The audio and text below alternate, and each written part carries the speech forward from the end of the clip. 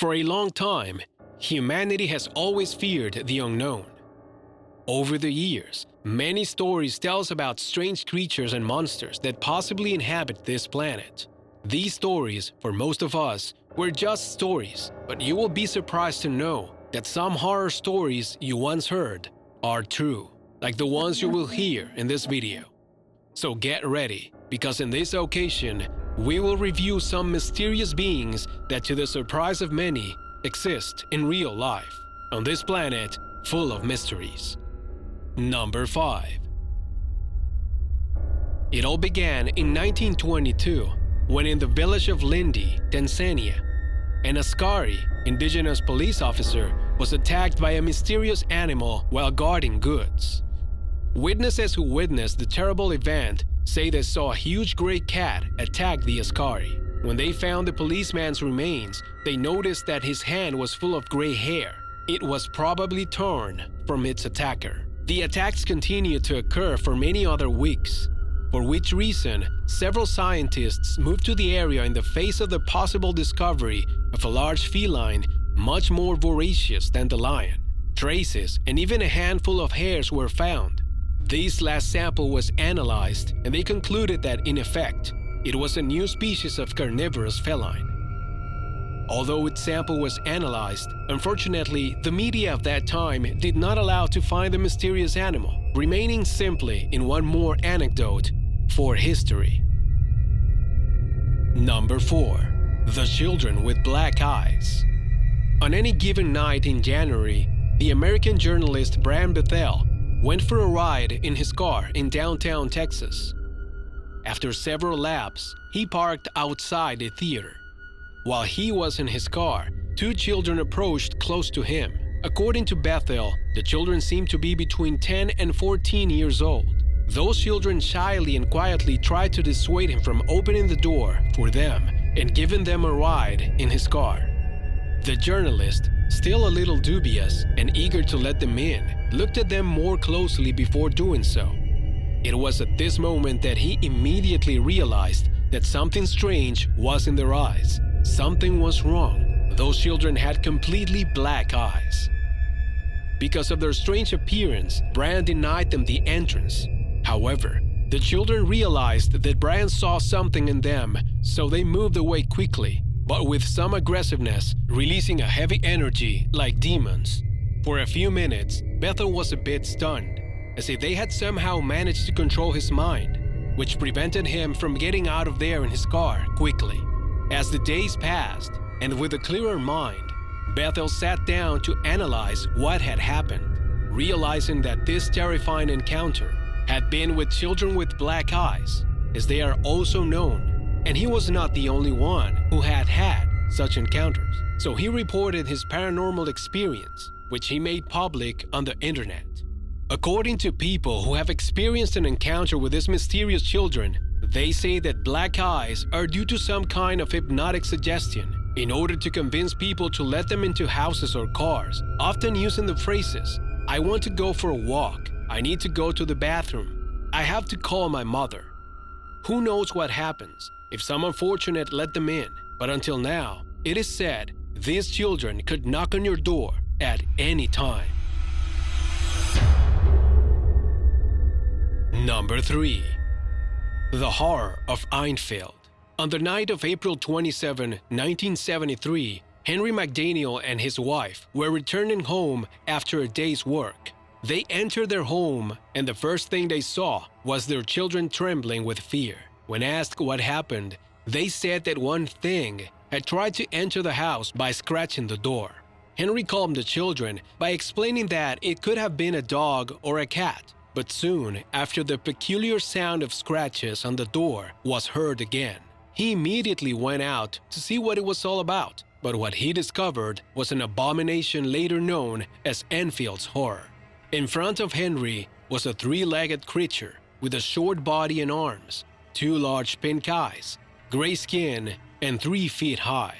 Henry stood motionless at the sight of that terrible beast, but he reacted by slamming the door and running from his gun. But when he tried to shoot him, it was too late. The creature galloped away through the courtyard. According to McDaniel, That strange animal shrieked like a cat and walked 49 feet with only 3 jumps. Although the McDaniel family did not suffer any mishap that night, local police received an emergency call in which it was said that a strange creature had attacked a child near the McDaniel area. The creature became famous, and because of that, the Enfield area was plagued by many tourists trying to see the creature. Although not normal tourists, but cryptozoologists and hunters who wanted the creature as a trophy. But unfortunately, the creature, since then, it has not been seen again. Number 2. The giant humanoid of Spain.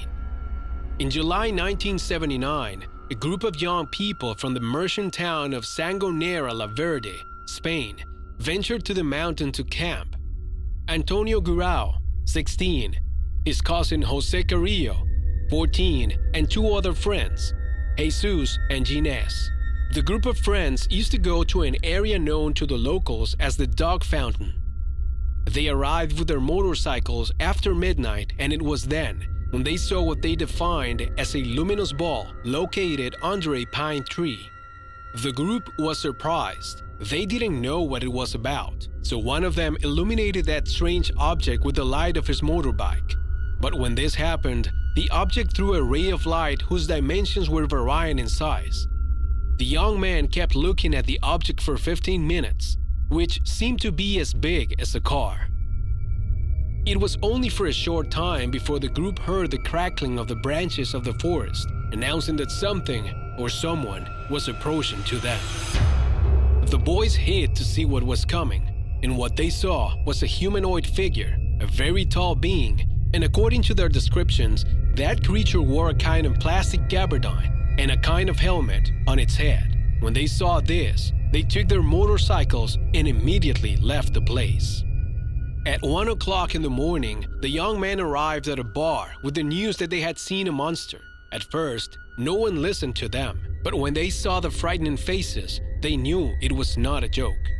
Even some villagers decided to go out in groups to the bush to see what was happening. One of the employees of the Francisco Martinez bar mentioned the following. I stayed at the door of the bar and watched as the neighbors got in their cars to go to the forest, but when they left, we saw that one thing was taking off over the mountain. In the end, everything was left in the past, since they could never find the location of what frightened those children. Number 1. The 1918 Sea Monster. It was 1918 when a group of lobster fishermen were in the port of Stevens, New Welsh, on Australia's east coast. All went well until at one point, when they decided to lower the fishing nets, a huge white body destroyed the nets and fishing equipment. This white body was described as a shark of unimaginable proportions that measured between 250 and 300 feet long. Fishermen referred to it as the White Ghost because of the white tone of the creature. From this sighting, the fishermen refused to go to the sea, fearing to meet that beast again. The story quickly caught the attention of naturalist David G. Steed, who conducted further research on the subject. In his research, Steed asked a series of questions to the locals in the area who, in short, told him that what the fishermen saw that day must have been something so terrifying to leave a group of experienced fishermen shivering with fear.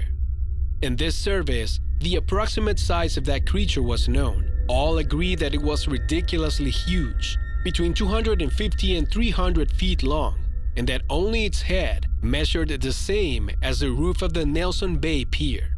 What was this creature? It must be that the ocean is the place on Earth that we do not yet know deeply. Or simply this story was the result of a combination of fishermen and a few extra beers. The answer will remain in the air until the end of days. Zero Zone. The Strange Frog of Loveland.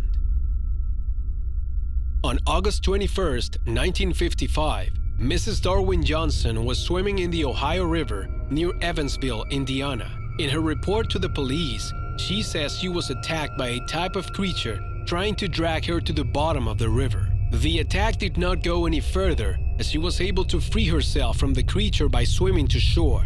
However, Mrs. Johnson had several bruises on her leg, including a green mark.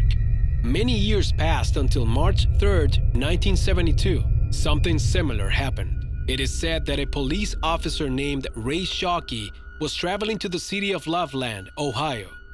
The road on which he was traveling was in front of a river, the same one that had the history of having been the place of strange sightings. The officer was traveling specifically at 1 a.m., but due to inclement weather, he circulated cautiously and slowly. As he walked along the road, he saw an animal on the side of the road. The creature crossed the street, and the officer had to brake suddenly to avoid hitting it. Due to the sudden braking, the car stopped, and the creature was completely illuminated in its headlights. What he saw was a kind of crouching frog, at least 4 feet high. The creature stood up and looked directly at the officer, then finally turned and disappeared over a railing into the Little Miami River, the same river that flows into the Ohio River. The case was reported to the authorities, but the scene of the sighting found that the railing had distinctive abrasions, exactly what it was reported, that the animal had crawled over the metal barrier.